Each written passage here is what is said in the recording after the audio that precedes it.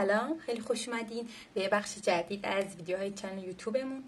امروز میخوایم در مورد مشاغل دنیای مد و فشن صحبت کنیم، شغلایی که تو این حوزه وجود داره و طبق علایق خودتون میتونید تو این حوزه ها فعالیت داشته باشیم. امروز 6 تا از این شغل‌ها رو تو معرفی میکنم، در مورد اینکه باید چیا بلد باشیم، چه مهارت‌هایی باید بلد باشن، بازار کارشون به چه شکله و اینا. در مورد اینا میخوایم صحبت کنیم. اولین شغلی که میخوام معرفی کنم تصویرساز مد.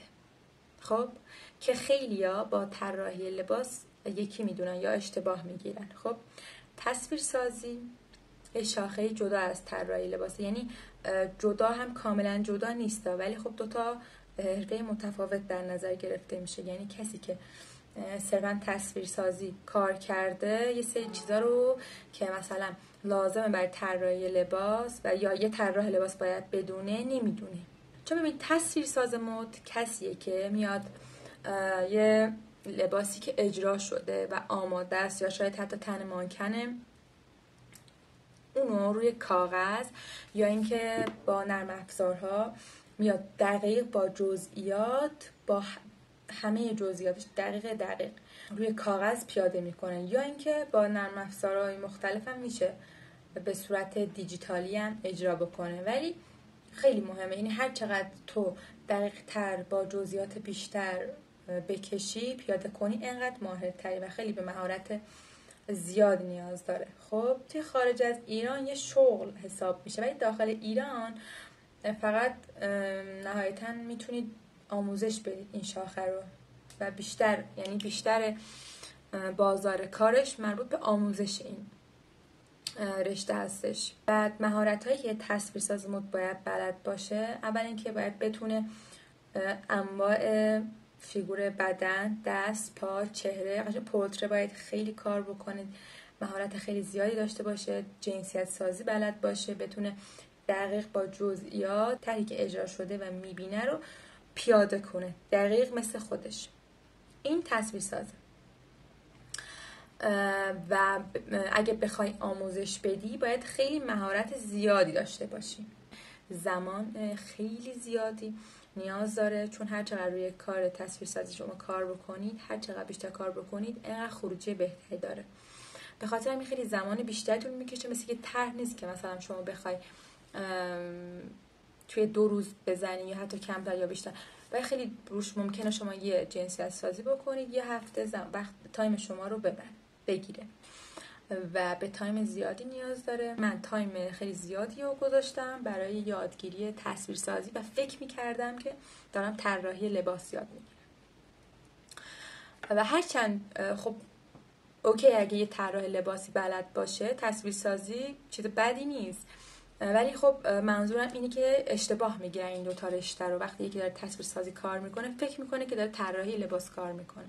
دومین شغل که خیلی عاشقشم طراحی لباس. به طراح لباس به کی میگن؟ کسی که میاد یه کانسپتی رو در نظر میگیره، طبق اون کانسپت میاد یه لباسی رو طراحی میکنه از ایده ذهنی خودش. خب روی مانکن میاد پیاده میکنه و لازم هم نیست که حتما، یعنی الزامی نیست که رنگ پوست و پارچه و ایناشو حتما کار بکنه. چون وقتی شما میاد با کارفرما در واقع قرارداد میبندی، تایم نداری فیگور بکشی، حالا چه برسه به اینکه بخوای جنسیت سازی بکنی، نمیدونم بخوای رنگ پوست کار کنی. نه، الزامی نیست اینا. گفتیم یه لباسی از صفر میاد از ذهن خودش خلق میکنه، رو کاغذ پیاده میکنه و اینکه میتونه حالا کجا فعالیت داشته باشه، میتونه برند شخصی خودش رو داشته باشه، با شرکت ها و برند ها همکاری بکنه، پروژه بگیره. حالا که چه مهارت هایی داشته باشه یه بخش خیلی طولانیه، باید یه ویدیوی جداگانه اختصاص بدم به این موضوع که تو پارت های بعدی حتما در مورد این موضوع صحبت میکنم چون خیلی طولانیه. پس طراحی لباس رو با تصویرسازی اشتباه نگیریم. شغل سوم، نویسندگی مد. نویسنده مد همونطور که از اسمش مشخصه در واقع کسی که میاد در مورد هر اخباری، هر چیزی که مربوط به دنیای مد و فشن میاد در مورد اونا مینویسه و توی مجلات، توی سایت ها یا حتی میتونه با برندام همکاری داشته باشه و اینجور مسائل. خب شغل بعدی که میخوام راجبش صحبت کنیم استایلیسته. استایلیست به کی میگن؟ ببینید استایلیست خارج از کشور یه شغل خیلی پرطرفدار و پردرآمده.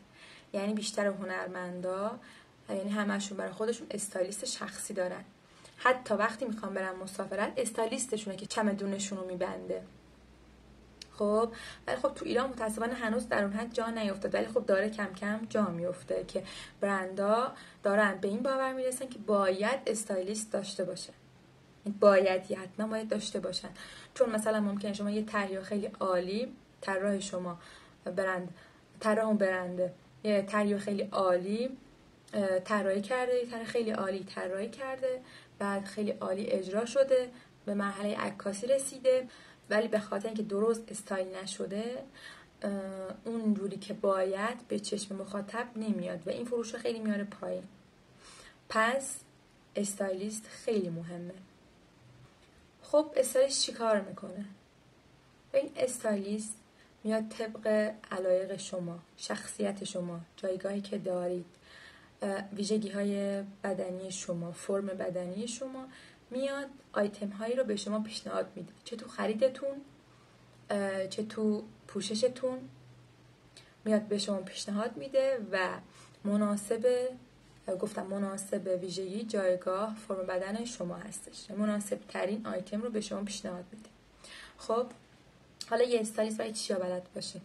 استایلیست باید انواع سیلویت بدنی، فرم بدنی بشناسه، بعد رنگ شناسی بلد باشه، انواع سبک استایل ها رو بدونه، بعد اینکه حتی روانشناسی هم باید، یعنی یه جورای شخصیت شناسی هم بتونه بکنه که بر اساس شخصیت شما بتونه بدون آیتم پیشنهاد بده. حتی باید انواع برندها رو بشناسه و از کالکشن هاشون آگاهی داشته باشه. شغل بعدی که میخوام بهتون بگم مدیر خلاقیت. وقتی مدیر خلاقیت میگن خواهر جانی ورساچه، دوناتلا ورساچه میاد اولش تو ذهنم، چون اولین بار این کلمه رو کنار اسم دوناتلا ورساچه دیدم. خب مدیر خلاقیت در واقع هد گروهه. باید یه شخص خیلی خلاقی باشه، شخص باشه که بتونه مدیریت بالایی داشته باشه، بتونه تیم رو مدیریت کنه، طبق برندتون بر اساس شرایطتون طرح‌های خلاق ارائه بده و در واقع مرکز ایده و خلاقیت یک برند مدیر بخش خلاقیت اون برنده و اینکه درآمد خیلی بالایی هم داره. خب شغل آخری که میخوام توضیح بدم فشن مارکتینگه. ببینید بچه‌ها، همونطور که گفتم استایلیست لازمه برای برند، تیم مارکتینگ هم خیلی مهمه توی برندی، چون میاد در مورد جذب مشتری یه سری استراتژی هایی رو به عهده میگیره برای جذب مشتری، برای بسته‌بندی، قیمت گذاری، حتی کمپین های تبلیغاتی، کمپین های فروش و بازاریابی و اینجور مسائل. پس تیم مارکتینگ خیلی مهمه برای برند و برای فروش بیشتر اون برند. و وقتی یه طراح لباسی قرارداد میبنده با یه برندی، باید یه جلسه هم داشته باشه، بین جلساتش با تیم مارکتینگ اون برندم صحبت بکنه، یه سری سوالا ازش بپرسه، یه سری اطلاعات بگیره از اون برند که بتونه مطابق با اون برند و شرایط و چیزایی که مد نظر تیم مارکتینگ اون برند هست هم در واقع مشورت بگیره. و خیلی مهمه توی خروجی طرحی که شما میدید. خب اگه تا اینجا این ویدیو براتون مفید بوده، ممنون میشم لایک کنید، نظری داشتید داخل کامنت ها بهم بگید، اگه سوالی داشتید هم داخل کامنت ها بهم بگید، جوابتون رو میدم. خیلی ممنون که تا انتهای ویدیو همراه من بودید. آیدی اینستاگرام منم این گوشه میاد، فالو یادتون نره. خدا نگهدار.